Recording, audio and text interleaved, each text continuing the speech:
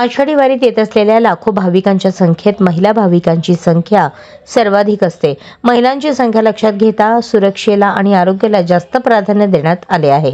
जिल्हा परिषदेच्या महिला व बाल विकास विभागाच्या वतीने हिरकणी कक्ष, महिलांसाठी विशेष bed, sanitary pad, vending, disposer machine, light, पंखे, खुर्ची, स्वच्छ पिण्याचे पाणी, कमरापेटी, स्तनदा मातांसाठी गोपनीय कक्ष निर्माण करण्यात येत आहेत। आषाढी यात्रेच्या निमित्ताने 5 जुलै रोजी पालखीचे आगमन जिल्ह्यात होणार आहे। 6 जुलै रोजी आषाढी यात्रा साजरी होणार आहे। पालखी मार्गावर जिल्हा परिषदेच्या ग्रामपंचायत, कृषी, आरोग्य, बांधकाम, पाणी, स्वच्छता विभाग, शिक्षण आदी विभागाच्या वतीने विविध सेवा सुविधा निर्माण करण्यात आल्या आहेत। प्रत्येक ग्रामपंचायत हद्दीत वारीतील प्रत्येक भाविकांच्या राहण्याची, खाण्यापिण्याची सोय उपलब्ध करून देण्यात येत आहे। शुद्ध पाणी पुरवठा, सुरळीत पाणी पुरवठा आणि सुरळीत वीज पुरवठा करण्यासाठी यंत्रणा कामाला लागली आहे।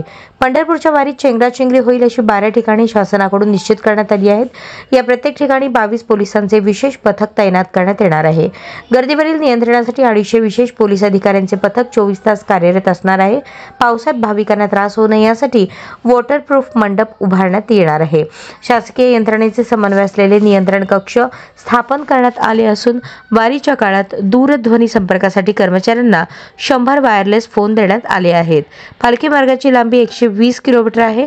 सीईओ कुलदीप जंगम, अतिरिक्त मुख्य कार्यकारी अधिकारी संदीप कोहिनकर, उपमुख्य कार्यकारी अधिकारी स्मिता पाटील, अमोल जाधव, प्रसाद मिरकले, संजय धनशेट्टी, डॉक्टर संतोष नवले आदी विभाग प्रमुख आणि अन्य कर्मचारी पालखी मार्गावरील सेवा सुविधा वेळेत आणि तत्पर पोहोचण्यासाठी रात्रंदिवस काम करत आहेत।